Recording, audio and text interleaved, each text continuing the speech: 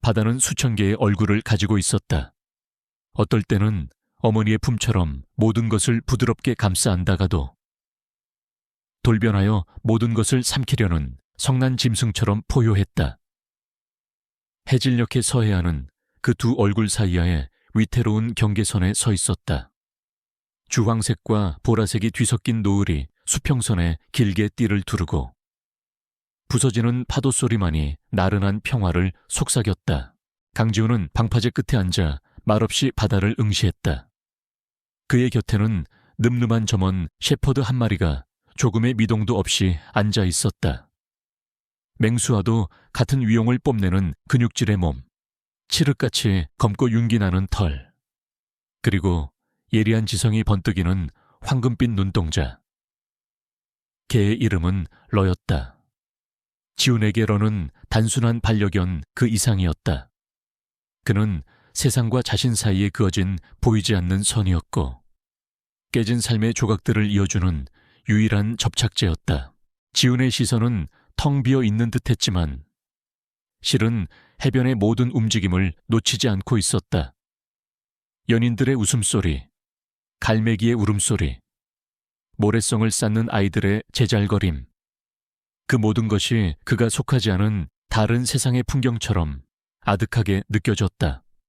그는 3년 전 모든 것을 등지고 이곳 이름 없는 해안가 마을로 흘러 들어왔다. 과거는 깊은 바닷속에 수장시킨 채 그는 오직 라어와 함께 그림자처럼 살아갔다. 그의 다부진 어깨와 단련된 몸, 그리고 순간적으로 날카로워지는 눈빛만이 그가 평범한 어촌 주민이 아님을 희미하게 암시할 뿐이었다. 그때였다. 평화롭던 해변의 공기를 찢는 날카로운 비명이 터져나왔다. 민준아, 모든 소음이 멎었다. 지훈의 고개가 소리가 난 쪽으로 번개처럼 돌아갔다. 해변 한가운데 값비싼 옷을 차려입은 봄으로 보이는 여자가 새하얗게 질린 얼굴로 바다를 향해 손을 뻗고 있었다. 그녀의 시선 끝 파도가 부서지는 포말 속에서 작은 아이가 허우적거리고 있었다. 밀물대가 가까워지며 갑자기 높아진 파도 중 하나가 아이를 덮친 것이었다. 아이는 순식간에 수심이 깊어지는 곳으로 휩쓸려 나갔다. 해변은 아수라장이 되었다. 사람들은 비명을 지르거나 어쩔 줄 몰라 발을 동동 굴렀다. 몇몇 젊은이들이 용감하게 뛰어들려 했지만 성난 파도의 기세에 움츠러들었다. 아이는 점점 더 멀어지고 있었다. 절망이 전염병처럼 번져나갔다. 그러나 지훈은 움직이지 않았다. 그는 재앙을 눈앞에 둔 외과의사처럼 차갑고 냉정하게 상황을 분석했다. 파도의 주기, 조류의 방향, 아이까지의 거리, 그의 머릿속에서 수십 개의 변수들이 순식간에 계산되었다. 그리고 그는 곁에 있는 러의 옆구리를 가볍게 툭 쳤다. 그 어떤 명령의 말도 필요 없었다. 수년간의 교감과 훈련으로 다져진 둘 사이의 유대감은 언어를 초월해 있었다. 그르릉. 러가 낮은 신음을 냈다. 그 소리는 질문이 아니었다. 확인이었다. 지훈은 아이를 가리키며 짧고 단호하게 말했다. 리오. 그 한마디가 신호였다. 러는 망설이지 않았다. 검은 유령처럼, 압축된 용수철처럼 튀어나간 러는 모래사장을 가로질러 성난 파도 속으로 몸을 던졌다. 사람들의 경악에 찬 탄성이 터져나왔다. 거대한 개 한 마리가 목숨을 걸고 아이를 구하기 위해 바다로 뛰어든 것이다. 러의 움직임에는 한치의 망설임도 불필요한 동작도 없었다. 그는 타고난 수영선수처럼 파도를 가르며 익사 직전의 아이를 향해 나아갔다. 러가 물에 뛰어드는 것을 확인한 지훈도 움직이기 시작했다. 그는 입고 있던 낡은 바람막이를 벗어 던졌다. 그 아래로 드러난 것은 군살 하나 없는 잘 벼려진 칼날 같은 상체였다. 온몸에 가득한 크고 작은 흉터들이 그가 겪어온 세월의 흔적을 짐작게 했다. 그는 러가 아이에게 접근할 최적의 시간을 벌어주기 위해 그리고 그 둘을 모두 안전하게 데리고 나오기 위해 가장 효율적인 경로를 따라 물속으로 들어갔다. 그의 움직임은 구조 요원의 교본처럼 정확하고 침착했다. 런은 마침내 의식을 잃어가는 아이의 옷깃을 이빨로 단단히 물었다. 아이의 작은 몸이 축 늘어졌다. 런은 필사적으로 고개를 수면 위로 유지하며 방향을 틀어 해변으로 헤엄치기 시작했다. 하지만 역류는 생각보다 거셌다. 거대한 파도가 연이어 그들을 덮쳤고 러의 움직임이 눈에 띄게 느려졌다. 바로 그 순간 지훈이 러의 곁에 도착했다. 그는 한 팔로 아이를 넘겨받아 가슴에 안고 다른 한 팔로는 러의 목줄을 단단히 잡았다. 조금만 더 버텨, 러. 지훈의 낮은 목소리가 파도 소리를 뚫고 러에게 전해졌다. 러는 주인의 목소리에 다시 힘을 얻은 듯 마지막 힘을 다해 물을 찼다. 지훈은 파도의 흐름을 역이용하는 특수 수영법으로 천천히 하지만 꾸준히 해변을 향해 나아갔다. 그의 눈은 오직 해변의 한 지점에 고정되어 있었다. 얼마나 지났을까? 마침내 그의 발이 모래에 닿았다. 지훈은 아이를 안고 비틀거리며 물 밖으로 걸어 나왔다. 그의 뒤를 러가 지친 몸을 이끌고 따랐다. 해변에 모여있던 사람들이 일제히 길을 터주었다. 보모가 울부짖으며 달려와 아이를 부둥켜 안았다. 곧이어 구급대원들이 도착해 아이의 상태를 살피고 응급처치를 시작했다. 해변은 다시 한번 소란에 휩싸였다. 아이의 가족으로 보이는 사람들이 고급 세단을 타고 달려왔다. 그들은 값비싼 옷차림에 권위적인 태도를 지니고 있었다. 아이의 어머니인 서연이는 아들의 이름을 부르며 창백한 얼굴로 달려왔고 그 곁에는 잘 다려진 정장 차림의 한 남자가 심각한 표정으로 서 있었다. 지훈은 소란의 중심에서 조용히 물러나려 했다. 그는 영웅이 될 생각도 감사를 받을 생각도 없었다. 그저 해야 할 일을 했을 뿐이다. 그는 젖은 몸을 이끌고 레오에게 다가가 녀석의 머리를 거칠게 쓰다듬어 주었다. 러는 주인의 손길에 안심한 듯 가쁜 숨을 몰아쉬며 꼬리를 흔들었다. 그때였다. 지훈은 자신을 향한 강렬한 시선을 느꼈다. 본능적인 감각이었다. 수많은 전장에서 죽음의 시선을 감지하며 단련된 감각. 그는 고개를 들었다. 소란스러운 사람들 너머 아이의 곁을 지키고 서 있던 정장 차림의 남자가 그를 뚫어지게 보고 있었다. 그는 아이의 삼촌인 한태석이었다. 그는 조카의 무사함에 안도하는 듯한 표정을 짓고 있었지만 그의 눈은 그렇지 않았다. 지훈을 향한 그의 눈빛 속에는 안도나 감사가 아닌 차갑고 날카로운 경계심, 그리고 무언가 계획이 틀어졌을 때 짜증과 분노가 미세하게 서려 있었다. 그 시선은 순식간이었지만 지훈은 똑똑히 보았다. 그것은 먹잇감을 놓친 포식자의 눈빛이었다. 두 사람의 시선이 허공에서 부딪혔다. 한태석은 지훈의 예사롭지 않은 분위기와 그의 곁을 지키는 셰퍼들을 보며 찰나의 순간에 무언가를 계산하는 듯 미간을 좁혔다가 이내 다시 걱정스러운 삼촌의 가면을 썼다. 지훈은 더 이상 그곳에 머물 이유가 없다고 판단했다. 그는 러의 목줄을 잡고 인파 속으로 조용히 몸을 숨겼다. 감사 인사도 질문 공세도 모두 피하고 싶었다. 하지만 그의 머릿속에는 방금 전 마주쳤던 그 차가운 눈빛이 불길한 낙인처럼 선명하게 새겨졌다. 평화롭던 해안가 마을에 피할 수 없는 폭풍의 전조가 드리우고 있었다. 다음 날 소문은 아침 안개처럼 해안가 마을 전체에 스며들었다. 어제의 극적인 구조는 밤사이 부풀려지고 각색되어 강지훈과 러를 거의 신화적인 존재로 만들었다. 지훈은 이런 종류의 관심이 질색이었다. 그는 이른 새벽부터 집의 낡은 나무 대문을 걸어 잠그고 외부와 자신을 차단했다. 그의 집은 마을에서도 가장 외진 언덕 위에 홀로 서 있었다. 군데군데 페인트가 벗겨지고 바닷바람에 달아빠진 모습이었지만 내부는 그의 성격을 반영하듯 먼지 하나 없이 정갈했다. 최소한의 가구, 정리된 공구들, 그리고 한쪽 벽을 차지한 낡은 책장. 그곳은 세상으로부터의 도피처이자 그 자신을 가두는 감옥이었다. 지우는 젖은 수건으로 러의 털을 정성껏 닦아주고 있었다. 어제의 사투로 지쳤을 법도 한데 러는 주인의 손길 아래 얌전히 몸을 맡기고 있었다. 지훈의 머릿속은 복잡했다. 그는 애써 어제의 일을 지우려 했지만 마지막 순간에 마주쳤던 한태석의 그 차가운 눈빛이 자꾸만 떠올랐다.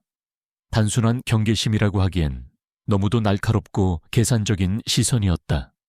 마치 자신의 소유물에 흠집을 낸 방해물을 바라보는 듯한 그런 눈빛.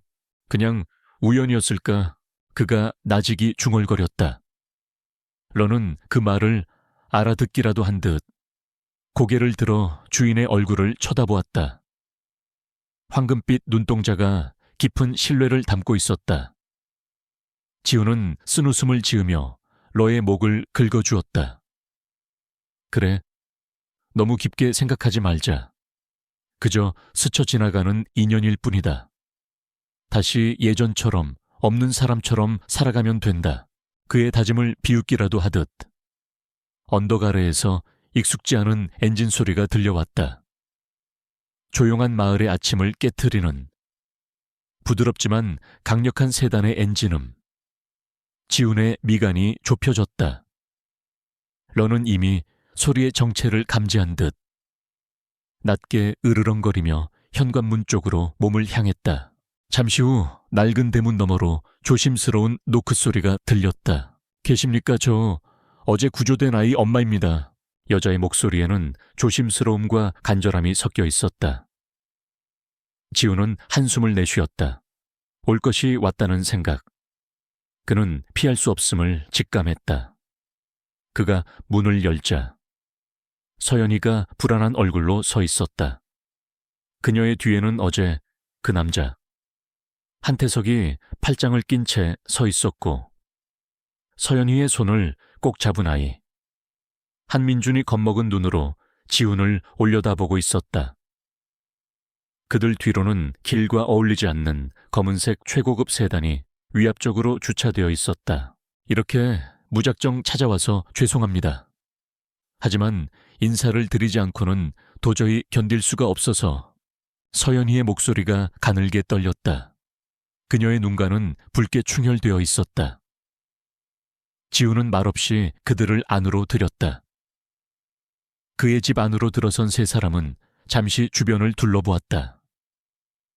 특히 한태석의 눈빛은 집 안의 모든 것을 훑으며 재빨리 가치를 매기는 듯했다. 그의 얼굴에 스쳐 지나가는 경멸의 빛을 지우는 놓치지 않았다. 앉으시죠. 드릴 건 물밖에 없습니다만. 지훈이 무뚝뚝하게 말했다. 서연이는 괜찮다며 손사래를 쳤다. 그녀는 아들 민준의 등을 부드럽게 떠밀며 말했다. 민준아, 인사드려야지. 아저씨랑 러가 민준이 구해준 거야. 민준은 지훈과 그의 발치에 얌전히 엎드려 있는 러를 번갈아 보았다. 아이의 눈에는 여전히 공포의 그림자가 어려 있었지만 러를 볼 때만큼은 미세한 호기심이 스쳤다. 아이는 엄마의 등 뒤에서 나오지 못하고 망설였다. 그런데 바로 그때 러가 꼬리를 살짝 흔들며 자리에서 일어나 아이에게 다가갔다. 거대한 몸집과는 어울리지 않게 그 움직임은 조심스럽고 부드러웠다. 러는 아이의 앞에 멈춰서서 코를 킁킁거리며 냄새를 맡았다. 놀랍게도 민주는 비명을 지르거나 뒷걸음치지 않았다. 오히려 작은 손을 조심스럽게 뻗어 러의 코끝을 살짝 만졌다. 그 순간 아이의 얼굴에서 처음으로 희미한 미소가 번졌다. 러는 아이의 손길을 얌전히 받으며 마치 괜찮다고 위로하는 듯 나직이 낑낑거렸다. 그 평화로운 순간을 깬 것은 한태석이었다. 민준아, 위험해. 이리 오너라. 그가 앞으로 나서며 민준의 어깨를 잡았다. 그 순간 아이의 몸이 경직되는 것을 지우는 똑똑히 보았다. 삼촌의 손길에 화들짝 놀란 아이는 다시 엄마의 뒤로 숨어버렸다. 그리고 그보다 더 명백한 반응이 러에게서 나왔다. 그르르릉. 러는 한태석을 향해 이빨을 드러내며 낮고 위협적인 경고음을 냈다. 등줄기의 털이 곤두섰다. 언제든 달려들 수 있다는 명백한 저기의 표시였다. 집 안의 공기가 순간적으로 얼어붙었다. 한태석의 얼굴에서 인공적인 미소가 사라지고 찰나의 당혹감과 분노가 스쳐 지나갔다. 리오, 앉아. 지훈의 단호한 명령에 러는 마지못해 으르렁거림을 멈추고 다시 자리에 앉았다. 하지만 그의 황금빛 눈동자는 여전히 한태석에게서 떨어지지 않았다. 한태석은 마른 기침을 하며 분위기를 수습했다.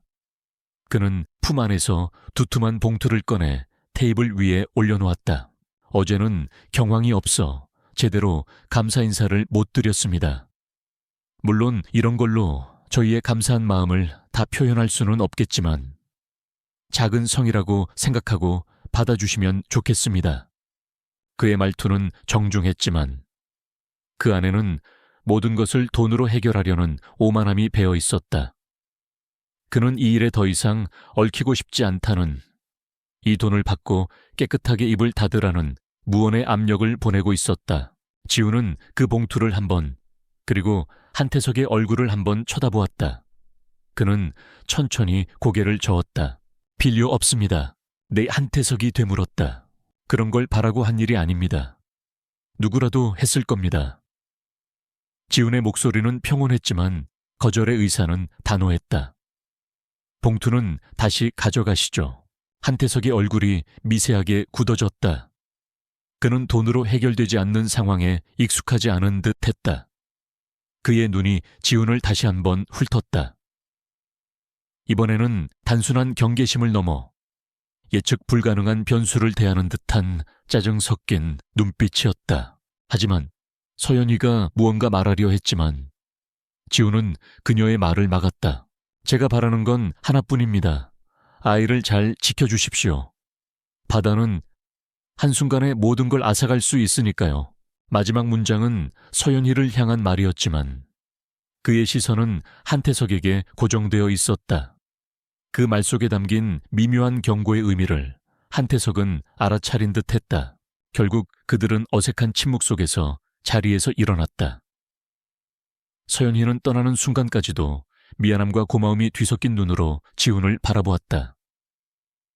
민주는 문을 나서기 전 다시 한번 러를 돌아보았다. 아이의 눈에는 아쉬움이 가득했다. 반면 한태석은 지훈에게 가벼운 목례만 하고는 서둘러 그들을 재촉해 채 태웠다. 검은 세단이 흙먼지를 일으키며 언덕을 내려갔다. 지훈은 차가 완전히 사라질 때까지 그 자리에 서 있었다. 그의 손이 무의식적으로 러의 머리를 쓰다듬고 있었다. 단순한 사고가 아니었다.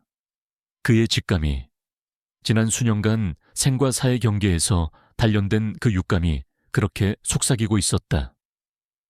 해변에서 본 포식자의 눈빛, 삼촌의 손길에 경기를 일으키던 아이의 모습, 그리고 사람의 본성을 꿰뚫어보는 러의 명백한 적에 이 세 가지 조각이 그의 머릿속에서 맞춰지며 불길한 그림을 완성하고 있었다. 그는 원치 않았지만 이미 거대한 파도의 한가운데로 들어와 버린 것 같았다. 서울의 중심부, 도시의 스카이라인을 지배하는 YJ그룹의 본사 펜트하우스. 한태석은 거대한 통유리창 앞에 서서 발 아래의 도시를 내려다보고 있었다. 그의 손에는 최고급 위스키가 담긴 크리스털 잔이 들려 있었지만 그의 표정은 전혀 여유롭지 않았다. 그는 어제 그 남자의 얼굴을, 그리고 자신을 향해 으르렁대던 그 셰퍼드의 눈빛을 잊을 수가 없었다. 아직도 못 찾았나? 그가 블루투스 이어폰을 통해 낮게 말했다. 수화기 너머에서 그의 충실한 해결사인 김비서의 목소리가 들려왔다. 죄송합니다. 전무님. 강지훈이라는 이름은 너무 흔합니다. 동명이인만 수백 명입니다. 나이와 인상차기로 좁혀보고 있지만 마치 유령처럼 기록이 거의 없습니다. 유령 이 세상에 유령은 없어 과거가 없는 인간도 없고. 한태석의 목소리가 얼음처럼 차가워졌다. 군 출신일 가능성이 높아.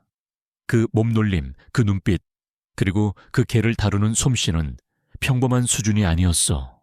특수부대 쪽으로 뒤져봐. 알겠습니다. K9 특수임무대 기록을 확인해 보겠습니다. 그리고 한태석은 잠시 말을 멈췄다. 너무 깊이 파고들지는 마. 조용히, 그림자처럼 움직여. 일단 그놈이 어떤 인간인지 파악하는 게 우선이다. 예측 불가능한 변수는 질색이야. 그는 통화를 끊고 위스키를 단숨에 들이켰다. 모든 것이 완벽했다. 형인 한태진 회장이 몇 년 전 의문의 추락사고로 식물인간이 된 이후 그는 그룹의 실질적인 지배자였다. 어린 조카 민주는 그저 허수아비일 뿐이었다. 때가 되면 자연스러운 사고로 위장해 민준을 제거하고 YJ 그룹을 완전히 자신의 손에 넣을 계획이었다. 이번 해변에서의 일도 그 계획의 일환이었다. 아무도 의심하지 않을 완벽한 비극. 그런데 어디서 굴러먹던 개 한 마리와 그 주인이 모든 것을 망쳐놓았다. 김 비서의 조사는 기밀 군사 데이터베이스에 접근하면서부터 속도를 내기 시작했다. 그리고 마침내 강지훈이라는 이름에 얽힌 붉은색 경고 딱지가 붙은 파일을 찾아냈다. 화면의 기록이 바뀌면서 시간은 5년 전 비가 쏟아지는 어느 깊은 산속으로 거슬러 올라갔다. 알았어요, 가샤. 폭우 속에서 젊은 강지훈의 목소리가 울려 퍼졌다. 그의 옆에는 파트너인 박중사와 그의 궁연 아레스가 있었다. 아레스는 러보다 조금 더 날렵한 체형의 벨지안 마리노이즈였다. 그들은 실종된 등상액 수색 작전에 투입된 최정예 K9 수색팀이었다. 하지만 작전은 시작부터 꼬여 있었다. 실종 지점은 명확하지 않았고 악천후로 통신마저 두절된 상태였다. 젠장, 이놈의 비는 그칠 생각을 안 하는군. 박중사가 비에 젖은 얼굴을 닦으며 투덜거렸다. 조금만 더 힘내시죠. 선배님, 아레스가 냄새를 맡은 것 같습니다. 지훈의 말대로 아레스는 무언가를 발견한 듯 맹렬하게 짖으며 한쪽 방향으로 달려가기 시작했다. 그들이 뒤따라 도착한 곳은 작은 동굴이었다. 아레스가 동굴 입구에서 멈춰서서 안을 향해 으르렁거렸다. 등산객이 아니라 다른 무언가가 있다는 신호였다. 지훈과 박중사는 권총을 꺼내들고 조심스럽게 동굴로 들어섰다. 그 순간 동굴 안쪽에서 섬광이 터지며 귀를 찢는 폭음이 울렸다. 함정이었다. 처음부터 등산객 수색은 위장이었다. 그들은 무장 미리국자들의 은신처로 유인된 것이었다. 그후 박중사가 신음을 흘리며 쓰러졌다. 그의 복부에서 붉은 피가 뿜어져 나왔다. 선배님, 지훈이 절규하며 달려갔지만 동굴 안에서 총알이 빗발쳤다. 지훈 역시 팔에 총상을 입고 바닥에 쓰러졌다. 그 순간 아레스가 주인을 지키기 위해 분노에 찬 포효를 내지르며 어둠 속으로 몸을 날렸다. 몇 차례의 총성과 개의 비명, 그리고 사람의 비명이 뒤섞여 들렸다. 잠시 후 모든 것이 조용해졌다. 지훈은 부상당한 몸을 이끌고 힘겹게 안으로 들어갔다. 그곳에는 총에 맞아 쓰러진 괴한들과 그리고 그 옆에 온몸이 피투성이가 된 채 쓰러져 있는 아레스가 있었다. 아레스는 마지막 숨을 몰아쉬며 주인을 향해 힘겹게 꼬리를 한번 흔들고는 그대로 눈을 감았다. 지훈의 세상이 무너져 내렸다. 동료와 파트너를 한꺼번에 잃은 그 자리에서 그는 오열했다. 하지만 비극은 거기서 끝나지 않았다. 이 사건은 상부의 무능한 작전 지휘를 덮으려는 부패한 지휘관에 의해 강지훈의 독단적인 판단착오로 인한 작전 실패로 보고되었다. 그는 동료와 궁견을 죽음으로 몰고 간 책임을 뒤집어 쓴 채 불명계 제대를 해야 했다. 군이 전부였던 그에게 그것은 사형 선고나 다름없었다. 현재 지우는 낡은 창고에서 RS의 군번줄을 말없이 닫고 있었다. 녹슬고 빛바랜 금속 조각. 그것은 그의 실패와 상처, 그리고 배신감의 상징이었다. 러가 그의 곁에 다가와 조용히 머리를 기댔다. 지우는 그런 러의 등을 쓰다듬으며 씁쓸하게 중얼거렸다. 다시는 누구도 잃지 않을 거다. 그날 밤 깊은 어둠이 내린 시간. 지훈의 집 주변은 오직 귀뚜라미 소리만이 들릴 뿐이었다. 집 안에서 잠들어 있던 러가 갑자기 코를 킁킁거리더니 소리 없이 일어나 으르렁거리기 시작했다. 녀석의 시선은 어두운 창밖을 향해 있었다. 지훈은 거의 동시에 잠에서 깨어났다. 러의 반응은 단순한 경계가 아니었다. 명백한 침입자를 감지한 신호였다. 그는 침대 옆에 항상 놓아두는 단단한 금속 손전등을 집어들고 소리를 내지 않으며 거실로 나갔다. 창밖으로 검은 옷을 입은 그림자 하나가 담을 넘어 마당으로 들어서는 것이 보였다. 남자는 능숙한 솜씨로 몸을 숨기며 러의 계집 쪽으로 다가가고 있었다. 그의 손에는 무언가 약품 냄새가 나는 고깃덩어리가 들려 있었다. 목표는 러였다. 지훈의 눈이 차갑게 빛났다. 그는 현관문이 아닌 집 뒤편의 작은 쪽문으로 소리 없이 빠져나갔다.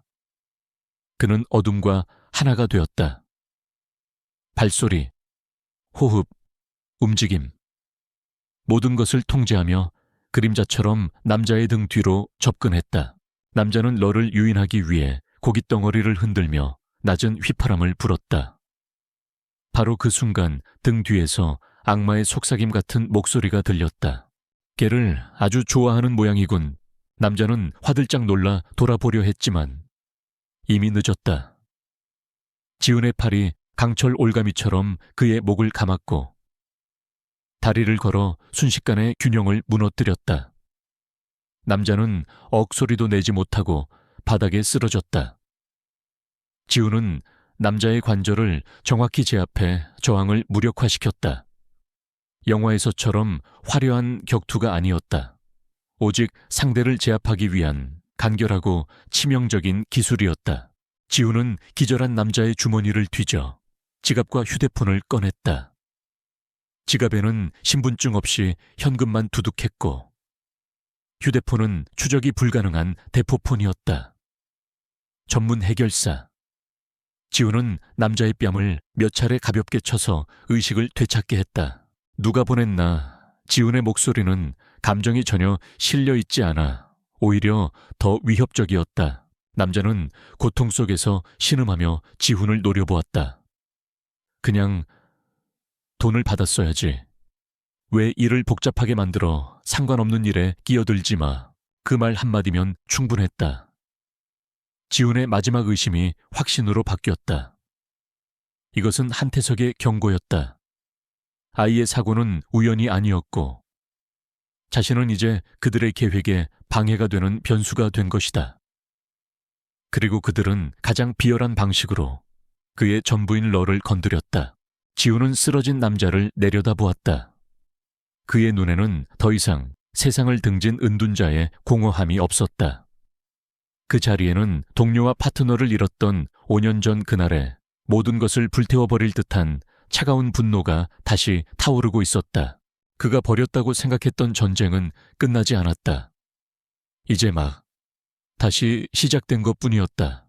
새벽의 어스름이 걷히기 전 지훈은 모든 흔적을 지웠다. 그는 밤새 묶어두었던 침입자를 동트기 직전 마을 파출소 뒷문에 기절시킨 채로 가져다 놓았다. 그리고 공중전화를 이용해 수상한 자가 마을을 어슬렁거린다는 익명의 신고 전화를 남겼다. 그가 누구인지, 왜 자신을 공격했는지 밝히는 것은 중요하지 않았다. 그 존재 자체가 한태석이 보낸 명백한 메시지였기 때문이다. 그는 집으로 돌아와 굳은 얼굴로 낡은 지도를 펼쳤다. YJ그룹 한태석, 그리고 서연희와 한민준, 흩어져 있던 점들이 하나의 선으로 이어지며 거대하고 추악한 음모의 윤곽을 그리고 있었다. 이 싸움은 더 이상 피할 수 없었다. 피하는 순간 5년 전의 비극이 반복될 것이다. 무고한 아이와 어쩌면 자신과 럭까지 위험해질 것이다.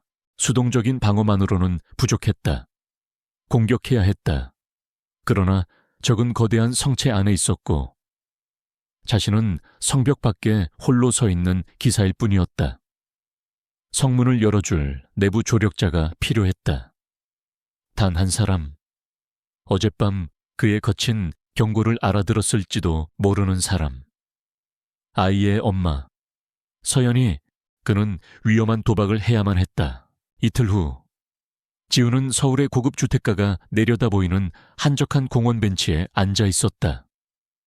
그는 낡은 작업복 대신 평범한 면바지와 티셔츠를 입고 야구 모자를 깊게 눌렀었다. 그의 옆에는 러가 얌전히 앉아 있었다. 며칠간의 관찰 끝에 그는 서연이가 매일 이 시간에 아들 민준을 근처의 놀이교실에 데려다 준다는 사실을 알아냈다. 예상대로 검은 세단 한 대가 놀이교실 앞에 멈춰 섰다. 서연희가 민준의 손을 잡고 채서 내렸다. 다행히 오늘은 한태석의 모습이 보이지 않았다. 지우는 아이가 건물 안으로 들어가는 것을 확인한 후 그녀가 다시 채 오르려는 순간을 노려 조용히 다가갔다. 잠깐 얘기 좀 할 수 있겠습니까? 서연희 씨. 낮고 조용한 목소리에 서연희가 화들짝 놀라 돌아보았다. 그녀는 지훈과 러를 보고는 얼굴이 하얗게 질렸다. 그녀의 눈빛에는 감사함과 동시에 경계심이 복잡하게 얽혀 있었다. 어떻게 여기에 무슨 일이죠? 이런 식으로 찾아와서 죄송합니다. 하지만 급한 용무라 어쩔 수 없었습니다. 지훈은 주변을 살피며 말했다. 아무도 없는 곳에서 잠시만 대화하고 싶습니다. 서연희는 망설였다.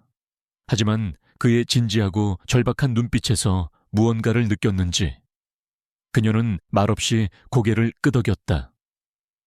두 사람은 공원 가장 구석진 벤치로 향했다. 어색한 침묵이 흘렀다. 먼저 입을 연 것은 지훈이었다. 이틀 전밤 제 집에 괴한이 침입했습니다. 서연희의 눈이 커졌다. 내 다치신 곳은? 저는 괜찮습니다. 범인도 잡아서 경찰에 넘겼고요. 지훈은 담담하게 말을 이었다. 그의 목표는 제가 아니라 러였습니다. 독이 든 고기를 가지고 있었습니다. 세상에. 서연희는 입을 막았다. 그는 제게 상관없는 일에 끼어들지 말라고 경고했습니다. 돈을 받았어야 했다면서요. 지훈은 서연희의 눈을 똑바로 응시했다. 서연희 씨, 민준군의 사고는 단순한 사고가 아니었습니다. 서연희의 얼굴이 잿빛으로 변했다. 그녀의 몸이 가늘게 떨리기 시작했다. 그게 무슨 말씀이세요? 그건 억측이에요. 억측이 아닙니다. 제가 본 것, 그리고 제 개가 느낀 것을 종합한 결론입니다. 지훈의 목소리는 차분했지만 강한 확신이 담겨 있었다. 그날 해변에서 한태석 전무의 눈빛을 봤습니다. 조카의 안위를 걱정하는 눈이 아니었습니다. 계획이 실패한 자의 분노였습니다. 그리고 제 개는 궁연으로 훈련받은 개들은 사람의 악의를 본능적으로 감지합니다. 러가 한 전무님 앞에서 보였던 반응을 기억하십니까? 서연희는 말을 잃었다. 그녀의 머릿속에 그날의 기억이 스쳐 지나갔다. 러의 위협적인 으르렁거림. 그리고 순간적으로 싸늘하게 굳었던 한태석의 얼굴. 무엇보다 중요한 것은 민준 군입니다. 지은의 목소리가 조금 낮아졌다. 어머니께서는 못 보셨습니까, 아이가? 삼촌을 얼마나 두려워하는지. 그 한마디가 서연희의 마지막 방어벽을 무너뜨렸다. 그녀의 눈에서 참았던 눈물이 터져 나왔다. 그랬다. 그녀는 알고 있었다. 모르는 척 외면하고 있었을 뿐이다. 남편이 사고를 당한 후 시동생인 한태석이 그룹을 장악해가는 과정에서 보여주었던 냉혹함. 민준이 삼촌만 보면 말을 잃고 경직되던 모습들. 밤마다 악몽에 시달리던 아이. 이 모든 조각들이 지훈의 말과 함께 끔찍한 진실을 향해 맞춰지고 있었다. 알고 있었어요. 모르는 척했을 뿐이에요. 그녀가 흐느끼며 말했다. 하지만 태석 씨는 가족이에요. 남편의 동생이라고요. 제가 뭘 어떻게 해야 할지 너무 무서워요. 혼자서는 싸울 수 없습니다. 저도 마찬가지입니다. 지훈이 말했다. 하지만 함께라면 민준 군을 지킬 수 있습니다. 제가 밖에서 움직이겠습니다. 서연희 씨는 안에서 저의 눈과 귀가 되어 주십시오. 그것은 폭풍 속에서 맺어진 위태롭고도 절박한 동맹의 시작이었다. 같은 시각 서울지방경찰청 강력계 사무실 젊은 여영사 김소진은 한민준 군 해안가 실족 사고라고 적힌 종결된 사건 파일을 들여다보고 있었다. 모두가 단순 사고로 결론 내렸지만 그녀의 날카로운 직감은 무언가 석연치 않다고 말하고 있었다. 이상하단 말이야. 그녀가 혼잣말처럼 중얼거리며 보고서에 빨간 펜으로 동그라미를 쳤다. 뭐가 이상한데? 김 형사, 그거 다 끝난 사건이잖아. 옆자리 선배 형사가 말했다. 보모의 진술이 미묘하게 엇갈려요. 처음에는 잠깐 한눈판 사이에 파도에 휩쓸렸다고 했다가 나중에는 갑자기 나타난 큰 파도였다고 말을 바꿨어요. 그리고 삼촌인 한태석 전무의 현장 도착 시간. 신고 접수 후 15분 만이에요. 그룹 본사에서 사고 현장까지는 차가 막히지 않아도 최소 1시간 거리인데 이건 마치 근처에서 기다리고 있었다는 것처럼 너무 빠르잖아요. 우연일 수도 있지. 뭘 그렇게 파고들어. 우연이 너무 여러 번 겹치면 필연이라고 하죠. 김소진은 파일을 탁 소리나게 닫았다. 그녀의 눈이 빛나고 있었다. 그리고 가장 흥미로운 인물, 구조자인 강지훈 씨. 영웅적인 행동을 해놓고 감사 인사도 마다하고 유령처럼 사라졌어요. 전과도, 기록도 거의 없는 깨끗한 인물. 너무 깨끗해서 오히려 수상하죠. 그녀는 자리에서 일어났다. 이 사건, 제가 다시 한번 들여다보겠습니다. 일단 이 강지훈이라는 사람부터 만나봐야겠어요. 서로의 존재를 알지 못하는 두 개의 움직임이 시작되었다. 거대한 음모를 향해 한 사람은 내부에서, 다른 한 사람은 외부에서, 그리고 또 다른 한 사람은 법의 테두리 안에서 진실을 향한 첫걸음을 내디딘 순간이었다. 지훈과 서연희의 비밀스러운 공조가 시작되었다. 그들의 소통은 철저히 감시를 피해 이루어졌다. 대포폰을 이용한 짧은 통화, 공원에서의 우연을 가장한 만남. 서연희는 두려움 속에서도 아들을 지키기 위해 놀라운 용기를 냈다. 그녀는 지훈에게 결정적인 정보를 제공했다. 그날 민준이와 함께 있었던 보모, 이미영 씨가 곧 그만둔대요. 시골에 계신 부모님 빚을 다 갚았다면서요. 갑자기 큰돈이 어디서 났는지 서연희의 목소리는 불안하게 떨리고 있었다. 그 보모는 YJ그룹에서 수년간 일해온 사람이었다. 그녀의 갑작스러운 퇴사와 채무 해결. 이것은 명백한 위험 신호였다. 하지만 보모를 직접 추궁하는 것은 뱀을 건드려 풀 전체를 놀라게 하는 꼴이 될 수 있었다. 더 확실한 증거, 제3자를 올가맬 수 있는 물증이 필요했다. 지훈은 다시 한번 그날의 바다로 향했다. 이번에는 구조를 위해서가 아니라 보이지 않는 진실을 찾기 위해서였다. 그는 썰물 때를 기다렸다. 사람들이 떠나고 고요해진 해변, 모든 것이 멈춘 듯한 그곳에서만 보이지 않던 것들이 모습을 드러내기 때문이다. 그는 로와 함께 모래사장을 거닐었다. 민준이 휩쓸려간 지점이 아니라 보모와 아이가 앉아 있었을 법한 파라솔과 빛이 의자가 놓여 있던 자리를 중심으로. 경찰은 이미 현장 감식을 마쳤을 것이다. 하지만 그들은 사고의 증거를 찾았을 뿐 범죄의 증거를 찾지는 않았을 것이다. 지우는 러의 목줄을 풀고 낮게 명령했다.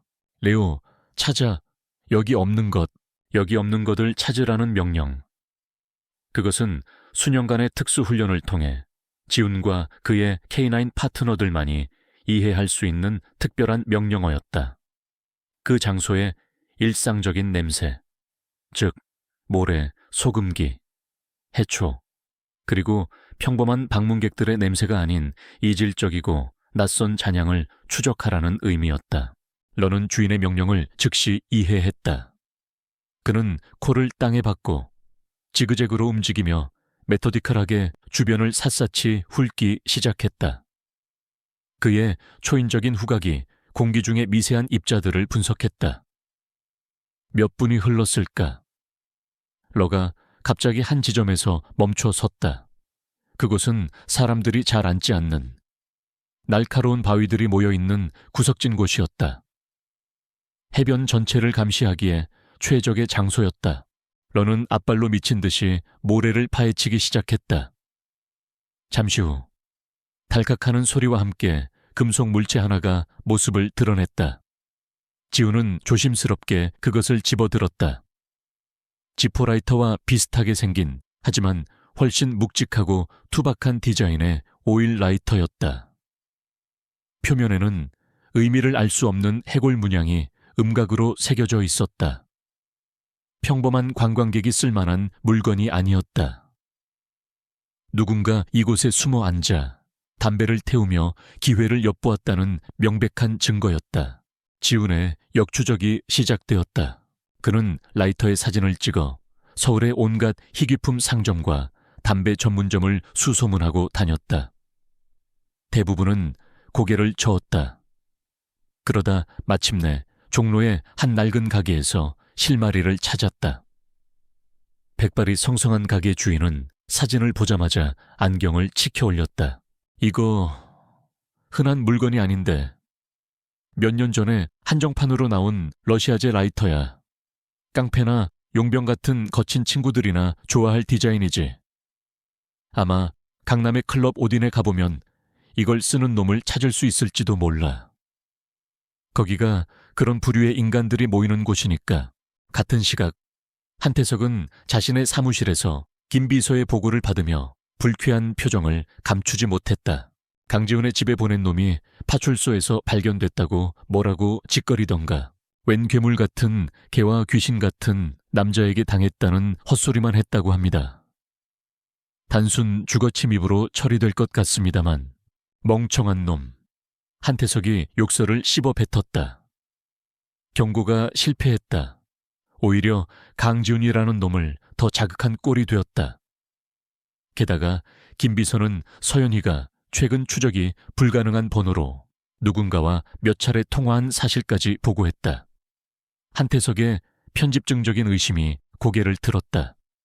서연희와 강지훈 두 사람이 연결되었을지도 모른다는 최악의 시나리오. 그는 더 이상 시간을 끌 수 없다고 판단했다. 잡초를 제거하려면 뿌리째 뽑아야지. 그리고 그 옆에 자라나는 다른 잡초들까지도. 한태석의 눈이 섬뜩하게 빛났다. 그는 김 비서에게 새로운 계획을 지시했다. 그의 목소리는 뱀처럼 차갑고 조용했다. 형수님께 연락해서 내가 민준이에게 정식으로 사과하고 싶다고 전해. 주말에 가평에 있는 우리 가족 별장으로 오라고 해. 물론 은인인 강지훈 씨도 함께 모셔서 식사 대접이라도 하고 싶다고. 아주 정중하게 말이야. 강지훈을 별장으로요. 그래, 멧돼지 사냥을 하려면 사냥터로 유인해야지. 한태석은 책상 위에 별장 지도를 펼쳤다. 산과 호수로 둘러싸인 고립된 장소. 그곳은 완벽한 함정이 될 것이었다. 그는 민준과 강지훈을 동시에 제거하고 모든 것을 불의의 사고로 위장할 참이었다. 어쩌면 강지훈이 민준을 납치하려다 벌어진 비극으로 꾸밀 수도 있을 터였다. 그날 밤 지우는 낡은 가게 주인이 알려준 강남의 클럽 오딘 앞에 서 있었다. 시끄러운 음악과 현란한 조명이 흘러나오는 입구.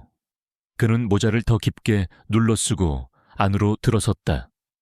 담배 연기와 술 냄새, 그리고 위험한 인간들의 욕망이 뒤섞인 소굴.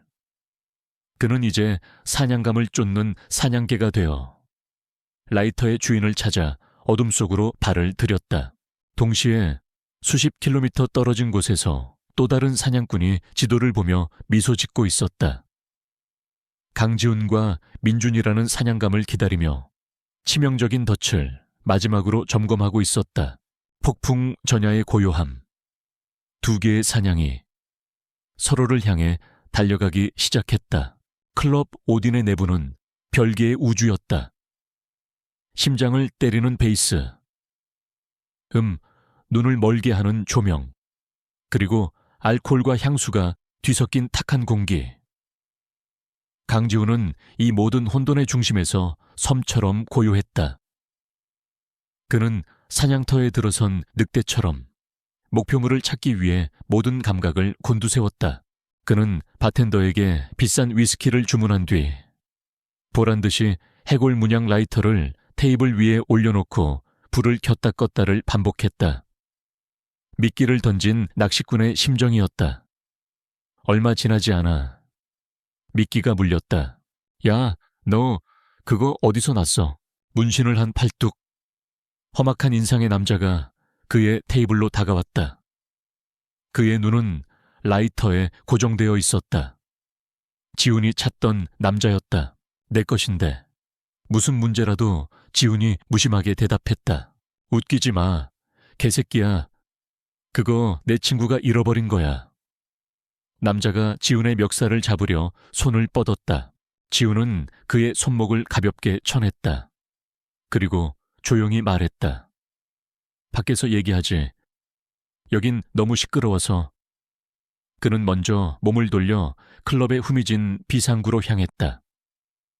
남자는 동료들에게 눈짓을 한번 하고는 의기양양하게 지훈의 뒤를 따랐다. 쓰레기통이 나뒹구는 어두운 뒷골목. 남자는 지훈을 벽으로 밀치며 위협했다. 좋은 말로 할 때 내놔. 흠씬 두들겨 맞기 전에. 하지만 지훈은 조금도 위축되지 않았다. 오히려 그의 눈빛은 동정심마저 담고 있었다. 라이터는 돌려주지. 대신 몇 가지 물어볼 게 있다. 해변에서 아이를 물에 빠뜨린 값으로 얼마를 받았나? 남자의 얼굴이 순간적으로 굳었다. 뭔 개소리야. 보모 이름이 이미영 맞나? 갑자기 빚도 다 갚고. 곧 시골로 내려간다고 하더군. 지훈은 남자의 눈을 피하지 않고 말을 이었다. 한태석 전무.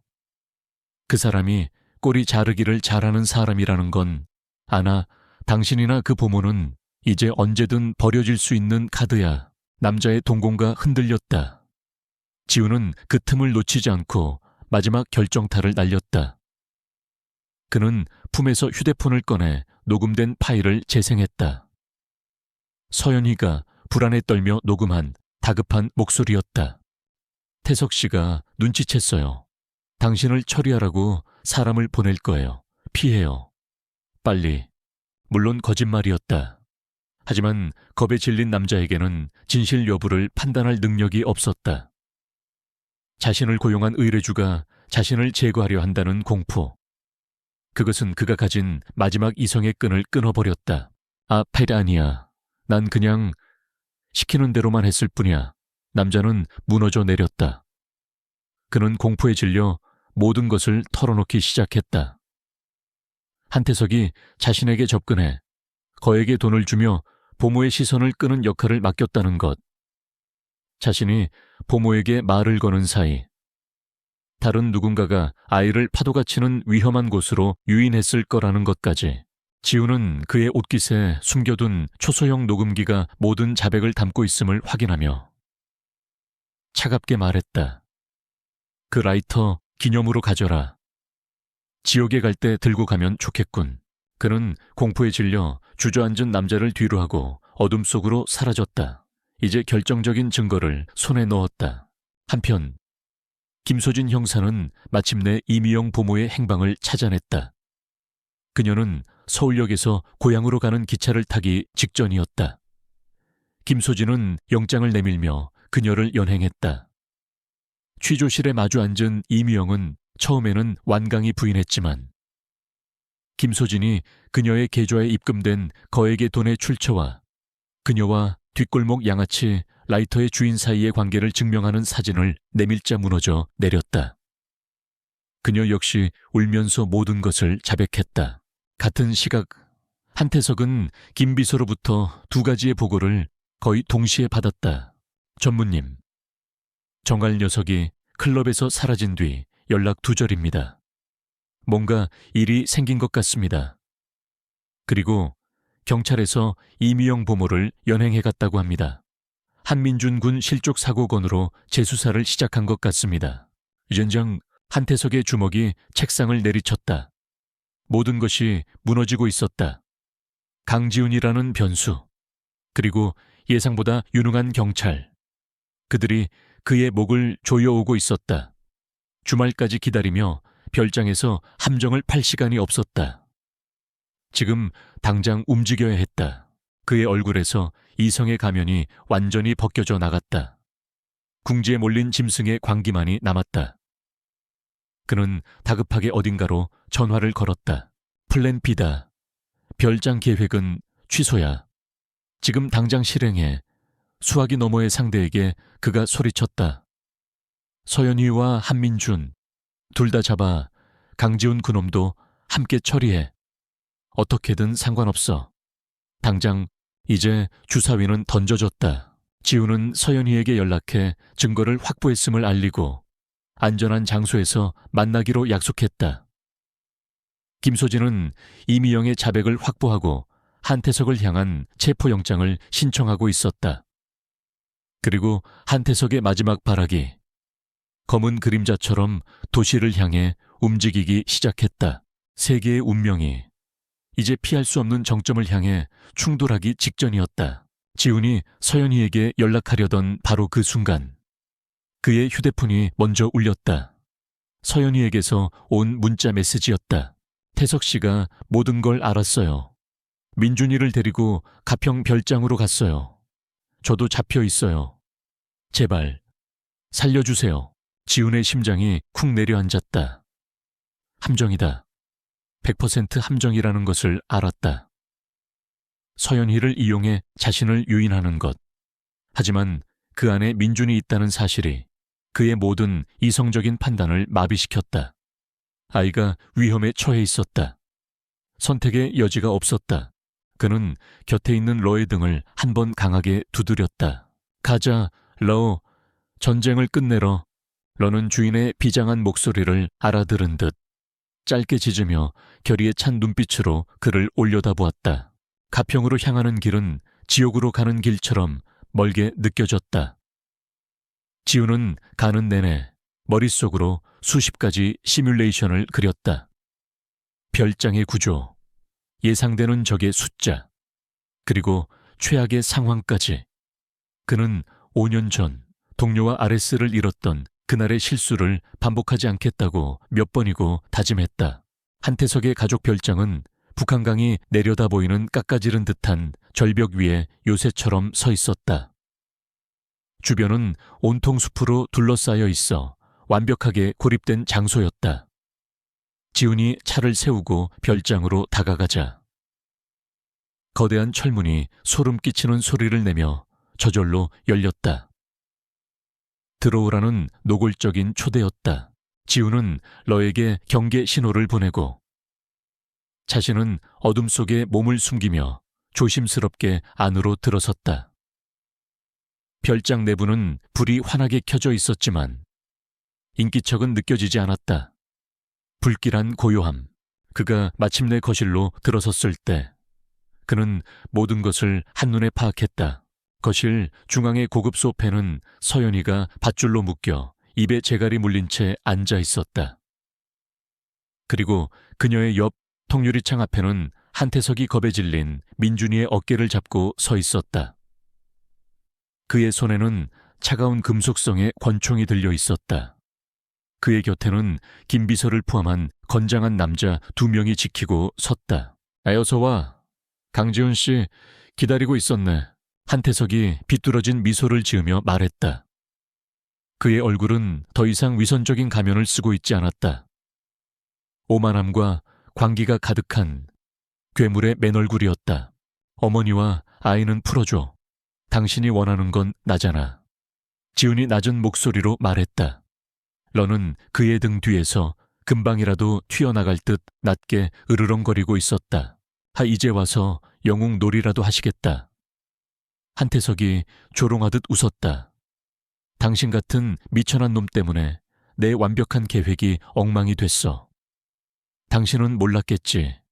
내 형, 그 우유부단하고 약해 빠진 인간이 얼마나 YJ그룹을 망치고 있었는지. 난 그저 모든 것을 제자리로 돌려놓으려 했을 뿐이야. 그의 광기 어린 목소리가 거실을 울렸다. 그래, 당신이 궁금해하는 것 같으니 알려주지. 내 형의 추락사고. 그거 사고 아니야. 내가 한 짓이다.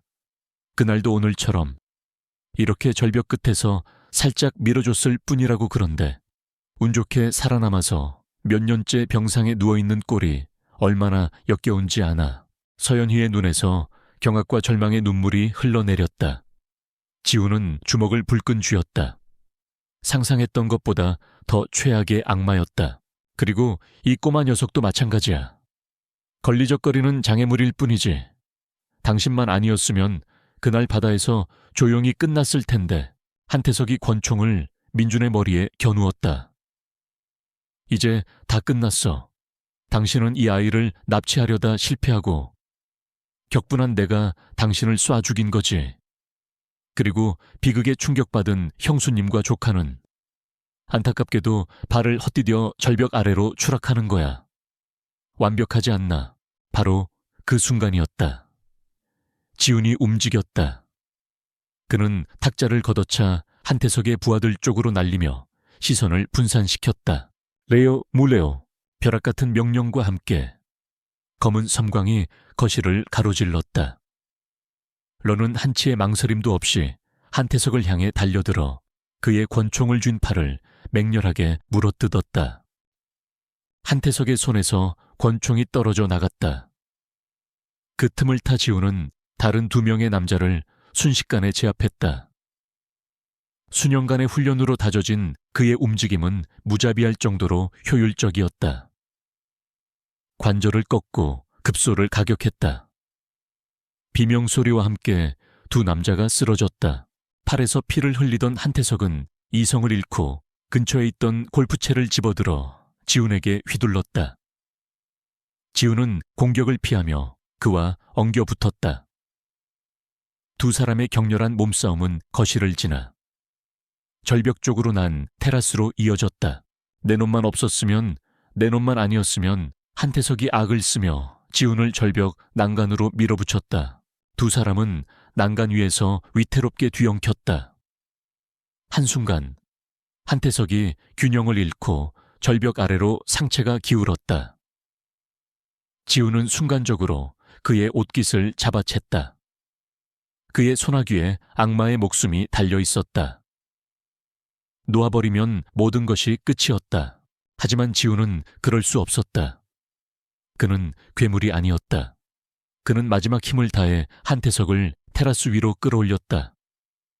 바로 그때 멀리서 다급한 사이렌 소리가 들려오기 시작했다. 김소진 형사와 경찰 특공대였다. 이미영의 자백과 휴대폰 위치 추적을 통해 이곳을 찾아낸 것이었다. 움직이지 마, 총 버려. 경찰들이 들이닥쳤을 때 그들이 본 것은 모든 것이 끝난 후의 풍경이었다. 제압당해 쓰러진 부하들, 피를 흘리며 절망에 찬 얼굴로 주저앉은 한태석, 그리고 그를 내려다보는 지친 모습의 지훈. 한태석은 체포되는 순간까지도 발악하며 저주를 퍼부었다. 내가 이대로 끝날 것 같아. 내가 나가면 내 놈부터 죽여버릴 거야. 지우는 그 소란을 뒤로하고 서연이에게 다가가 그녀의 밧줄을 풀어주었다. 서연이는 풀려나자마자 아들에게 달려가 부둥켜 안고 오열했다. 모든 악몽이 끝난 것이다. 지우는 가쁘게 숨을 몰아쉬는 러의 곁에 무릎을 꿇고 앉았다. 그는 녀석의 머리를 끌어안았다. 잘했다. 러, 내 파트너. 그때 김소진 형사가 그에게 다가왔다. 그녀의 눈에는 더 이상 의심이 아닌 존경심이 담겨 있었다. 고생 많으셨습니다. 강지훈 씨, 길고 길었던 싸움이 마침내 끝났다. 절벽 위에는 차가운 밤바람과 함께 뒤늦게 찾아온 안도감이 감돌고 있었다. 폭풍이 지나간 바다는 언제나 거짓말처럼 고요하다. 한태석의 몰락은 대한민국을 떠들썩하게 만들었다. YJ그룹의 황태자로 불리던 그의 추악한 범죄는 연일 언론에 대서특필되었다. 친형을 살해하려 한 혐의, 조카를 청부 살해하려 한 혐의, 납치, 살인교사. 그의 죄목은 끝이 없었다. 그는 결국 법정 최고형인 무기징역을 선고받고 사회로부터 영원히 격리되었다. 김 비서를 포함한 그의 하수인들 역시 각자의 죄에 상응하는 죗값을 치렀다. YJ그룹은 잠시 휘청거렸지만 남편의 뒤를 이어 회장직에 오른 서연이의 현명하고 강단 있는 리더십 아래 빠르게 안정을 되찾았다. 그녀는 더 이상 과거의 연약한 여인이 아니었다. 비극을 겪으며 강철처럼 단단해진 그녀는 아들과 회사를 지키는 굳건한 성벽이 되었다. 사건이 종결된 후 지훈에게도 변화가 찾아왔다. 김소진 형사의 끈질긴 노력과 이번 사건에서의 영웅적인 활약 덕분에 5년 전 그가 억울하게 뒤집었었던 사건에 대한 재조사가 이루어졌다. 진실은 결국 밝혀졌다. 부패했던 지휘관은 법의 심판을 받았고 강지훈의 불명예는 깨끗하게 씻겨나갔다. 먼저 세상을 떠난 박중사와 궁연 아레스에게는 늦게나마 훈장이 추서되었다. 국방부에서는 그에게 최고의 대우를 약속하며 군 K9 부대의 교관직을 제안했다. 경찰청에서도 K9 특공대 팀장 자리를 제안했다. 모두가 그에게는 꿈과도 같았던 자리였다. 하지만 지훈은 모두 정중히 거절했다. 제 자리는 여기입니다. 그는 더 이상 과거의 영광을 좇지 않았다. 그는 이곳 이름 없는 바닷가, 마을에서 러와 함께하는 지금의 삶에서 비로소 진정한 평화를 찾았기 때문이다. 1년 후, 가을, 지훈의 낡은 집은 더 이상 외로운 도피처가 아니었다. 마당에는 민준이가 선물한 작은 화분들이 놓여 있었고, 주말이면 집 안에서는 맛있는 음식 냄새와 아이의 웃음소리가 새어나왔다. 지훈과 서연이, 그리고 민준과 러. 네 사람은 피를 나누진 않았지만 그 어떤 가족보다도 단단한 유대감으로 묶여 있었다. 그날 오후 그들은 모든 것이 시작되었던 그 해변을 다시 찾았다. 가을 햇살이 부서지는 파도 위로 금가루처럼 쏟아지고 있었다. 레오, 이리 와. 민준이가 소리치며 파도를 향해 달려갔다. 러는 신이 나서 아이의 주위를 맴돌며 함께 물장구를 쳤다. 1년 전 물에 대한 공포로 떨던 아이의 모습은 어디에도 없었다. 지훈과 서연이는 조금 떨어진 곳에서 그 모습을 흐뭇하게 바라보았다. 민준이가 저렇게 밝아진 건 다 지훈 씨 덕분이에요. 서연이가 진심을 담아 말했다. 아닙니다.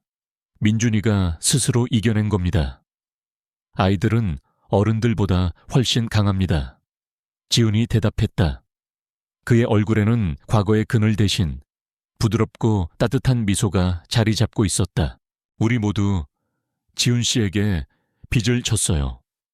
저와 민준이뿐만 아니라 YJ그룹도요. 빚이라고 생각하지 마십시오. 지훈이 바다를 바라보며 말했다. 오히려 제가 구원받았습니다.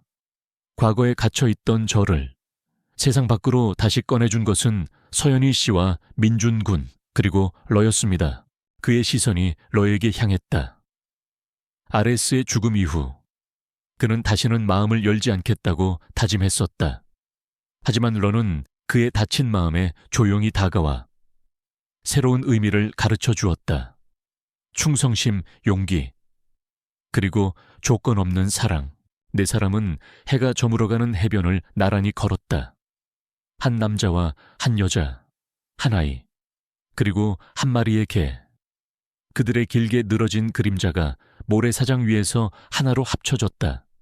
마치 원래부터 하나였던 것처럼. 지우는 멈춰서서 노을 지는 바다를 바라보았다. 한때 모든 것을 앗아가려 했던 그 성난 파도는 역설적이게도 그에게 새로운 세상을 선물했다. 잃어버렸던 명예, 그리고 감히 상상조차 못했던 새로운 가족이라는 이름의 세상을 그의 곁으로 다가온 레오가 조용히 머리를 기댔다. 지우는 녀석의 머리를 쓰다듬으며 마음속으로 나직이 속삭였다. 모든 것을 삼킬 듯 포효하던 바다는 마침내 그의 삶에 가장 눈부신 평화를 가져다 주었다.